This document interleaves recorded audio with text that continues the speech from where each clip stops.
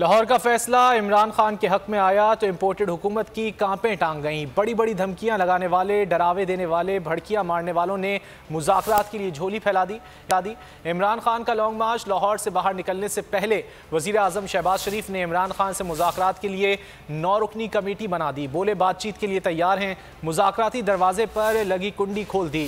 राना सनाउल्लाह को कमेटी का सरबरा बना दिया। वज़ीर आज़म की कमेटी में सरदार अयाज सादिक, मौलाना असद महमूद, कमर जमान कायरा, मियाँ इफ्तिखार हुसैन, खालिद मकबूल सिद्दीकी, ख्वाजा साद रफ़ीक और मरियम औरंगज़ेब शामिल हैं। कमेटी लॉन्ग मार्च से मुतालिक मुज़ाकरात के मामले से वज़ीर आज़म को आगाह रखेगी। अगर आपको ये वीडियो पसंद आए तो लाइक पर क्लिक करें। पीटीआई का हकीकी आजादी मार्च।